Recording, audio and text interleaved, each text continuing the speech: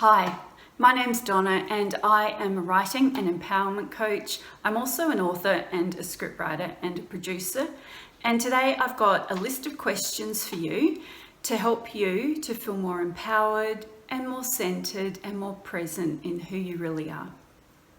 The first topic and question is, why is it so difficult to be who you really are?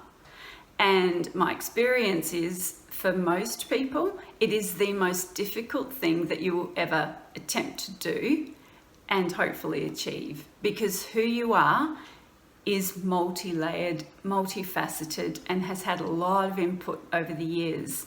So here's my questions. I encourage you to write these down and to sit with them and ponder at a later date, or pause this video as you go. They can really help. So who are you really? I would suggest coming back to this one after the rest of the questions, because the you that you really are changes and grows and evolves over time. You're clearly not the same as you were when you were 1, and you're not the same as you were 10 years ago. Anything that doesn't support your continual change and growth into more of who you are is, obviously by definition, a limiting presence in your life.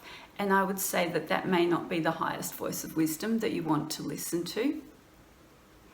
Okay. The funny thing is that in our culture, in my culture in particular, if you change, people think you're being inauthentic, because if you're not being the person you were when you met them, they think you're being inauthentic and not being true to who they think you are. Now, who other people think you are is a whole topic in and of itself. And at the end of the day, if you're being true to who you really are, is and will be none of your business. And that's a really tricky thing to consider, because there's a lot of opinions and judgments in the world, and I just want you to know that that may not necessarily, and I would say is definitely not, the truth of who you are. So, were you born a certain way? Or are you who you were taught and told to be? Now, these questions and the following ones are sort of a package consideration for you. So I'll just go through them and then we'll come back and discuss them a bit. Is it genetics? Is it just genetics? Or is it just who you were taught and told who you are? Are you only a mix of nature and nurture? So that's the underlying principle of certainly what I was taught, is that you are both the environment you were brought up in and live in, and also the genetics that you were given when you were born. And while this is not in the scope of this conversation, I would also ask, did you come in as something more? Did you come in as something bigger and more profound? And please sit with that for a minute, even if it's not part of your philosophy. Just feel into that, because did you start forming your identity, your personality, your core beingness of who and what you are in the womb, when you were born, when you were 7, when you were 17, or is it yet to come?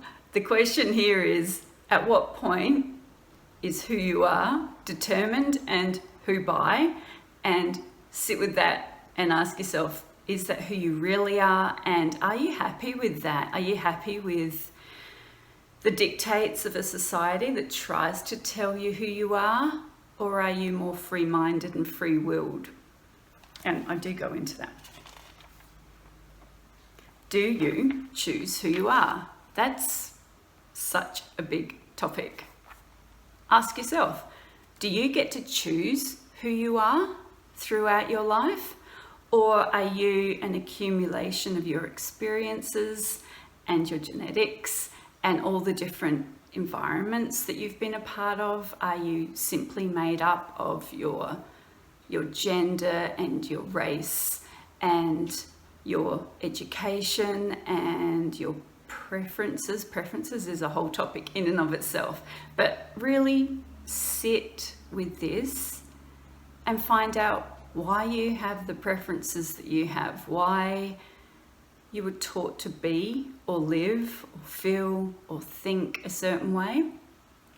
These are deep topics, but the point is that in considering them, you take back some control of your locus of control. You take back the center of your being and you look at the world and say, is that telling me the truth of who I am?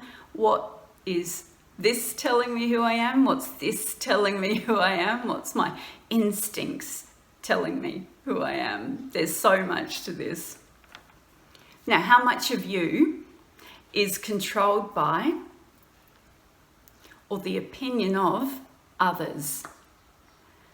There's so much chatter going on all the time about who you should be, how you should be, where, when, if. So many people feel that they have the right to tell you who you are to them, and that makes up part of your identity. Now, that may be true. That may be true for you.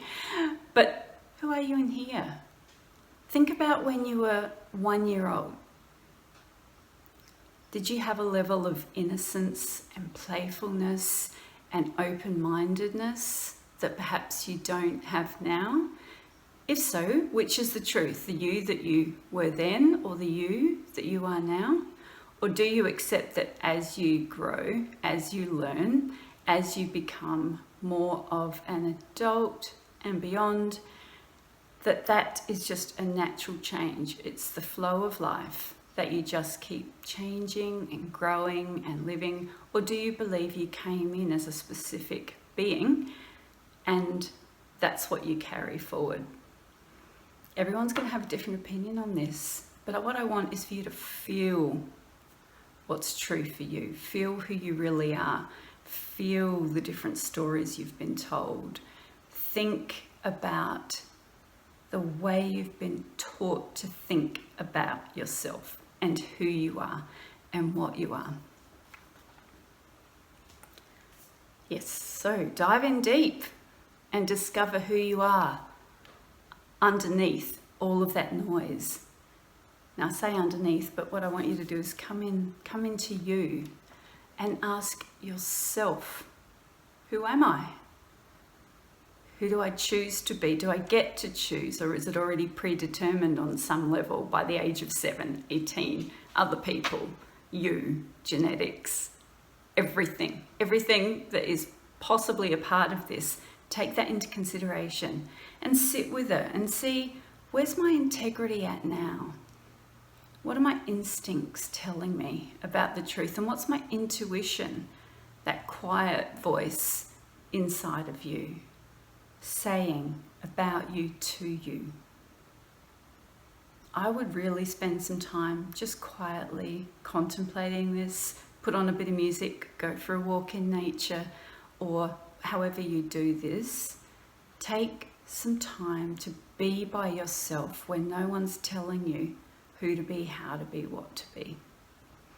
And ask yourself, if I want to be an empowered human being, then I have to take back control of my narrative, my truth about myself. You don't have to have a narrative. Your sense of identity is in your hands. That's the empowering part of this. And part of that is taking the time to feel and contemplate and just be with who you are and ask yourself, is that making me happy? Are my beliefs making me happy? Is my unconscious, subconscious philosophy making me happy? And is it true? What is true? And what's true for you? What feels right for you? And where are you at now? How can you take control of your mind so that it's not the one running the race for you? In fact, don't run a race. Be you, be still, be present with you, and get to the point where you can be genuinely happy in your own company, the way you are on your own. And I understand that not everyone gets the opportunity to live alone or even work alone. But I think it's really important to have that alone time, if for no other reason than to just recalibrate and recuperate. Right. So that's actually my list of questions. And where are we at? Okay, we're at 10 minutes.